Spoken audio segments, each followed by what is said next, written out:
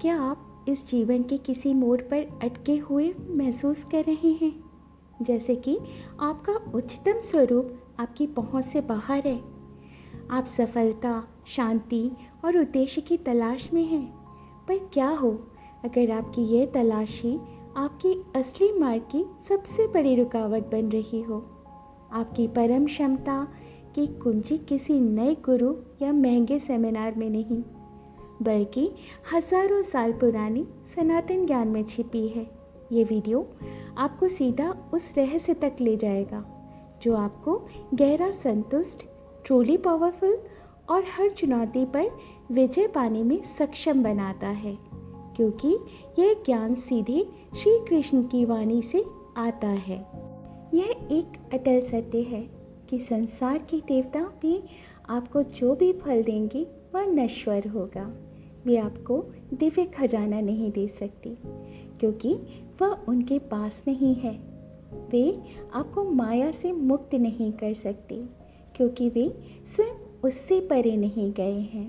वे जो कुछ भी देंगे वो अस्थायी सुख होगा। इसके लिए एक कहानी है। एक पति पत्नी पहली बार अपने गांव से शहर आए और उनके मेज़बान उन्हें शहर के आकर्षण दिखाने ले गए। उन्होंने रेस कोर्स में देखा कि लोग दांव लगा रहे हैं और एक व्यक्ति चिल्लाया, वाह, मैं जीत गया। यह देखकर उन्होंने सोचा कि जीतना कितना आसान है। वे अपने पास लाए हुए $100 में से थोड़ा थोड़ा लगाते गए, लेकिन वह उनका भाग्यशाली दिन नहीं था। अंत में उनके पास केवल $2 बचे। वे निराश होकर लौट रहे थे कि रास्ते में उन्हें एक कसीनो मिला।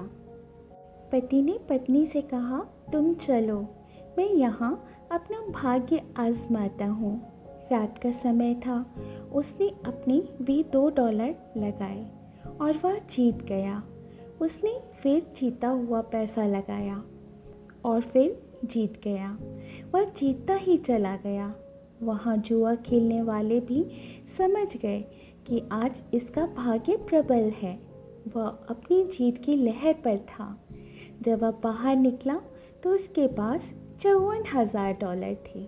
वह स्वयं को बहुत धनी महसूस कर रहा था। पास ही एक और कसीनो था। उसके मन में विचार आया, मुझे लगता है मुझे यहाँ भी अपना भाग्य आजमाना चाहिए। और उसने सोचा, यह प्रेरणा ज़रूर भगवान से आई होगी। उसने कसीनो में प्रवेश किया। एक नंबर 13। जैसे ही उस पर दाव लगाया और पहिया घूमा, वह ठीक एक अंक से चूक गया। वह 12 पर रुका। $54,000 सब चले गए। वह घर पहुंचा और पत्नी से मिला। पत्नी ने पूछा, कैसा रहा? उसने कहा, मैं उन $2 को भी हार गया।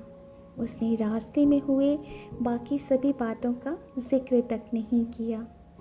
कर्म का अटल सिद्धांत है इंजन और बोगी के उदाहरण जैसा। यही इन क्षणभंगुर मीन्स टेम्परेरी चीज़ों का सत्य है। श्री कृष्ण यही कह रहे हैं कि ये संसार के देवता आपको जो भी फल देंगे वह क्षणिक होगा। लेकिन अर्जुन, यदि तुम्हें स्थायी फल चाहिए, सनातन सुख चाहिए, तो मेरे पास आओ, परम सत्ता के पास आओ। यह एक सीधा सा सिद्धांत है। आप अपना मन जहाँ जोड़ेंगे, फल भी वहीं का मिलेगा। जैसे रेलगाड़ी में एक इंजन होता है और उसके पीछे बोगियाँ जुड़ी होती हैं। बोगियाँ वहीं जाती हैं जहाँ इंजन जाता है। यह निर्भर करता है कि आपने अपनी बोगियों को किस इंजन से जोड़ा है। उसी प्रकार हमारा यह मन है। 9वें अध्याय में श्री कृष्णा कहते हैं, यदि तुम अपना मन भूत प्रेतों से जोड़ते हो, जैसे कि कुछ लोग प्लेनचेट या आत्माओं का आवाहन करते हैं, तो तुम उन्हीं के लोक को प्राप्त होगे। यदि तुम अपना मन मनुष्यों से जोड़ते हो, तो तुम्हें बार बार इसी पृथ्वी लोक पर वापस आना पड़ेगा। यदि तुम अपना मन देवताओं से जोड़ते हो, तो तुम उनके देवलोक को जाओगे, पर वहाँ से भी तुम्हें वापस लौटना होगा। लेकिन अर्जुन, यदि तुम अपना मन मुझसे उस परम दिव्य तत्व से जोड़ते हो, जो तुम मेरे दिव्य धाम को प्राप्त करोगे। पुत्री और पति का फल। संगति का प्रभाव एक और उदाहरण है। एक पिता की 4 बेटियां थीं। एक का विवाह एक बुद्धिमान पुरुष से हुआ, जो आगे चलकर IAS अधिकारी बना। वह साहब कहलाया और उसकी पत्नी मीम साहब कहलाई। दूसरे का विवाह एक सामान्य क्लर्क से हुआ।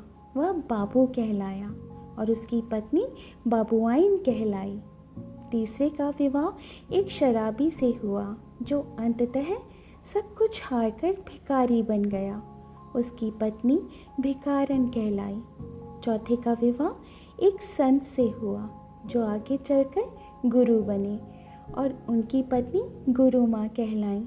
वह भिखारन अपने पिता से पूछती है, पिताजी, ये कैसा न्याय है? मेरी एक बहन गुरु माँ है और दूसरी कम से कम मीम साहब तो है। पिता ने कहा, बेटी, मैं क्या कर सकता हूँ? तुम्हें तुम्हारे पति की संगति का फल मिला।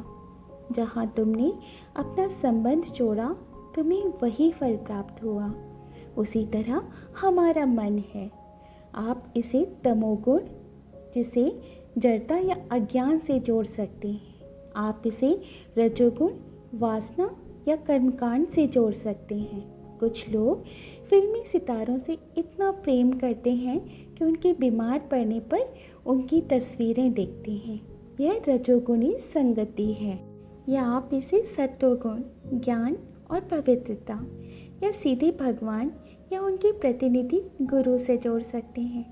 आपका मन जहाँ जुड़ेगा, आपको उसी संगति का फल मिलेगा।